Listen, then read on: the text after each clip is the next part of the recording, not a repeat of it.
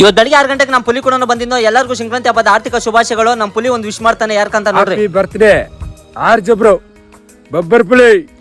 ನಾನು ಪುಲಿ ಬಂದಿದ್ದು ಏನಕ್ಕಪ್ಪ ಅಂದ್ರೆ ಕ್ಯಾಪ್ಸಿಕಮ್ ಡ್ರಿಂಚಿಂಗ್ ಮಾಡಬೇಕಾಗಿತ್ತು. ಯಾವ್ದಪ್ಪ ಡ್ರಿಂಚಿಂಗ್ ಮಾಡ್ತಾ ಇದ್ದ ಈ ಮದ್ದುಗಳೇ ನಾವು ಡ್ರಿಂಚಿಂಗ್ ಮಾಡ್ತಾ ಇರೋದು. ಕರೆಕ್ಟ್ ಇದು 2800 ರೂಪಾಯಿ ಮದ್ದಿದ್ದು.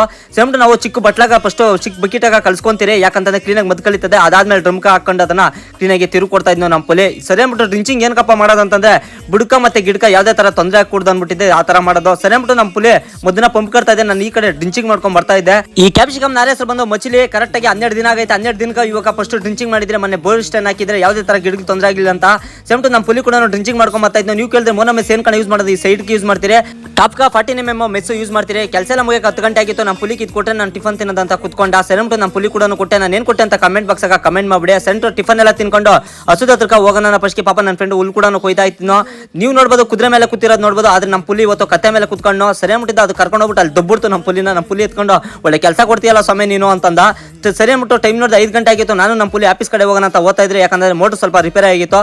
ಸೇಮ್ ಟೈಮ್ ಮೋಟರ್ ಕೊಡುವಾಗ ಅವ್ರು ಹೇಳಿದ್ದಣ ಬೇರಿಂಗ್ ಹೋಗ್ಬಿಟ್ಟೈತೆ ಇದ್ರಾಗ ಅಂತಂದ್ರು. ಸರಿನಾ ರೆಡಿ ಮಾಡಿರೋ ಬೆಳಗ್ಗೆ ಬರ್ತೀನಿ ಅಂದ್ಬಿಟ್ಟಿದ್ದೆ. ಮನೆಗೆ ಬರ್ಬೇಕಾದಾಗ ತರಕಾರಿ ಬೇಕಾಗಿತ್ತು. ಪುಲಿ ಕೂಡ ಕೊಡ್ಸೆ, ನಾನು ಕೂಡ ತಗೊಂಡೆ ಮನೆಕ. ಅದೆಲ್ಲ ಆಗಿದ್ದಾನೆ ರಾಗಿ ರೊಟ್ಟಿ ಕೂಡ ತಗೊಂಡು ನಮ್ಮ ತೋಟದ ಹತ್ರ ಹೋಗಿದ್ರೆ ಅದನ್ನೆಲ್ಲ ತಿನ್ಕೊಂಡು ಮನೆಗೆ ಬರಕ ಟೈಮ್ ನೋಡಿದೆ 9 ಗಂಟೆ ಆಗಿತ್ತು.